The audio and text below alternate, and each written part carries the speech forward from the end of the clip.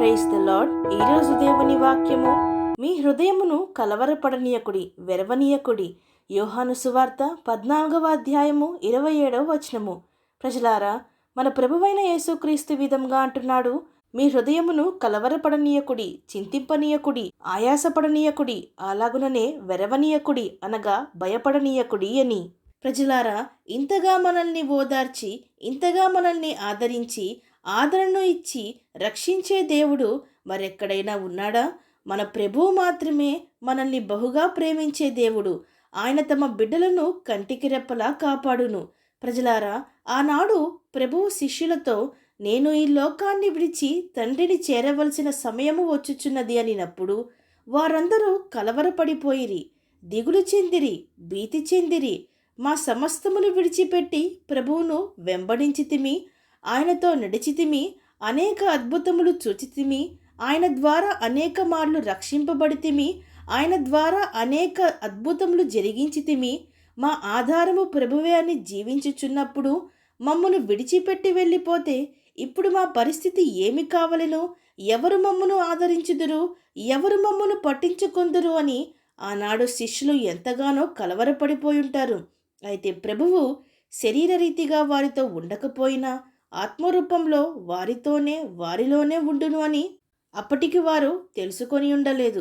ప్రజలారా, ఈనాడు మనలో అనేక మందిమి కూడా ఈలాగుననే కలవరపడిపోతూ ఉంటాము. మన హృదయములను భయముతో, వేదనతో క్షీణింపజేయుచూ ఉంటాము. ఇది ఏలాగు జరుగును, అది ఏలాగు జరుగును, దీనిని ఏలాగున జయించగలను, వారిని ఏలాగున ఎదుర్కొనగలను, ఈ పనిని ఏలాగున ముగించగలను, ఈ ఆటంకములన్నిటినీ ఏలాగున దాటగలను, నా భవిష్యత్తు ఏమవునో, ప్రపంచంలో కరువులు, యుద్ధములు, పరిస్థితులు, హింసల వలన నా పరిస్థితి ఏమవునో, మా పరిస్థితి ఏమవునో, వివాహములు ఏలాగు జరిగింపవలెను, దేవునికి దూరంగా అయిష్టునిగా జీవించుచున్నాను, నన్ను దేవుడు విడిచిపెట్టేస్తాడేమో, నన్ను శిక్షిస్తాడేమో, నేను రక్షింపబడనేమో, ఆయన నన్ను చేరదీయడేమో, ఆయన నన్ను త్రోసివేయునేమో, నేను పాపిని, నా పాపమునకు ఇక క్షమాపణ లేదేమో, నా బ్రతుకు మారదు, నా దేవుడు నన్ను క్షమించడు, నా రోగము ముదిరిపోయేను, నేనిక బ్రతుకనేమో అన్న ఈ అపవాది ఆలోచనలను, ప్రేరేపణలను కట్టిపెట్టి ప్రభు వాక్యములు చదివి ఆయన ఇచ్చిన అభయములను, ధైర్యమును, వాగ్దానములను పొందుకొని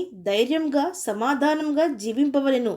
ప్రభువు ఆనాడు శిష్యులతో చెప్పెను గదా, నేను మిమ్మును అనాథలుగా విడువను, మీ యొద్దకు వత్తును, మీ కొరకు నేను ఆదరణకర్తను అనగా పరిశుద్ధాత్మను పంపించెదను, శాంతిని అనగా సమాధానమును మీకు అనుగ్రహించి వెళ్ళుచున్నాను, నా శాంతినే మీకు అనుగ్రహించుచున్నాను గాని లోకమిచ్చినట్టుగా కాదు, గనుక మీ హృదయమును కలవరపడనీయకుడి, నెరవనీయకుడి అని. ప్రజలారా, మన దేవుడు మనకిచ్చే సమాధానము, శాంతి ఈ లోకము ఇచ్చినట్టుగా ఉండదు. అన్నీ ఉన్నప్పుడు బాగుండటము, ఏమీ లేనప్పుడు బాధపడటము, సమృద్ధి ఉన్నప్పుడు సంతోషంగా ఉండటము, సమాధానము కలిగి ఉండటము, లేమి వచ్చినప్పుడు దుఃఖించడము, పరిస్థితులు బాగున్నప్పుడు ధీమాగా, ధైర్యంగా ఉండటము, శ్రమ వచ్చినప్పుడు భయపడటము, నెమ్మదిగా ఉన్నప్పుడు సంతోషించడము, యుద్ధములు, పోరాటములు కలిగినప్పుడు భయపడి కలవరపడటంలాగా ఉండదు.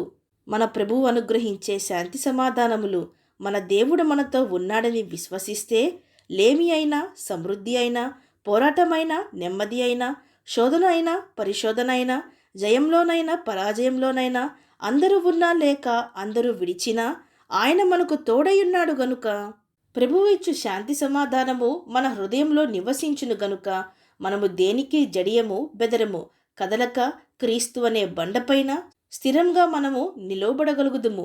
అవును అన్నవారు నాతో పాటు ప్రార్థనలో ఏకీభవించండి. ప్రార్థన. పరిశుద్ధుడా, ప్రేమగల తండ్రి, ఈరోజు మీరిచ్చిన ఈ వాక్యమును బట్టి మీకు స్తోత్రములు దేవా.